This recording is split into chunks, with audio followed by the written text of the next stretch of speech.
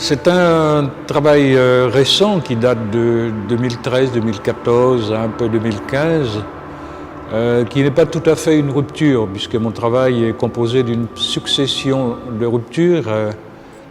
J'aime à le dire un petit peu, quand j'arrive au zénith de ma vie, pendant 40 ans, j'ai interrogé la question de la mort, et lorsque je bascule justement vers la courbe descendante, c'est à ce moment que j'interroge la question de la vie. Et si la mort est absente apparemment, elle est néanmoins extrêmement, je dirais, présente.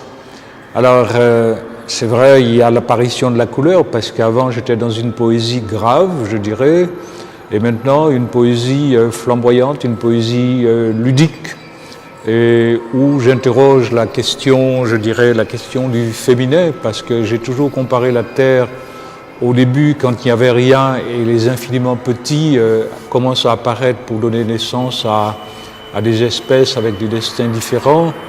Eh bien, là, je me rends compte que le féminin est primordial dans la reproduction, de la reproductibilité des espèces.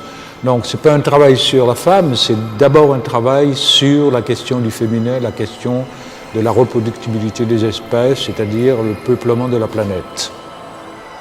C'est cette notion de fraîcheur. Je me fais une exposition de dessin à Paris. Beaucoup de gens pensaient que c'était un artiste qui avait entre 25 et 30 ans. Et il y a eu une surprise quand il savait que j'avais dépassé les 70 ans.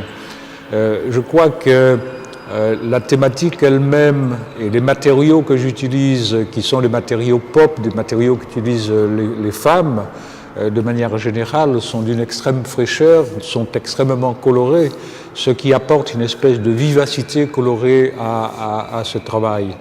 Et je dirais, j'ai une manière particulière d'user de la couleur.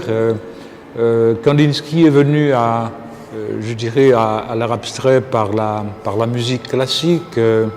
De grands musiciens sont venus, utilisent la musique comme des notes de couleur.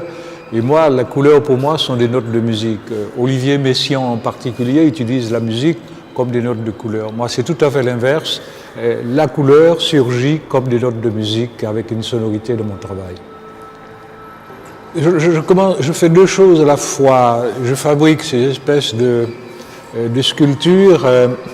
Il y a une autre composante qui arrive après, qui sont tous ces objets qui vont parfaire la sculpture, la ramener dans sa dimension féminine justement en détournant les objets que je vais utiliser de manière très subtile. Vous avez vu qu'il y a une très grande délicatesse, tout simplement parce que je pense qu'on est dans le champ poétique, le champ du sensible, le champ du sublime, et ces matériaux me permettent justement d'avoir accès à toutes ces choses que je viens d'énumérer. La scénographie a tenu compte un petit peu du départ de l'atelier dans la dimension miroir, parce que les grands objets sont une référence au miroir du XVIIIe siècle, là encore la référence au féminin, mais il y a un aspect qui est très important. Je dirais ma prétention comme tout artiste, c'est de remettre en cause ce sur quoi on travaille, notamment la question de la sculpture, et pour moi c'est donner une forme au vide, c'est-à-dire l'avènement d'une nouvelle vision de la sculpture.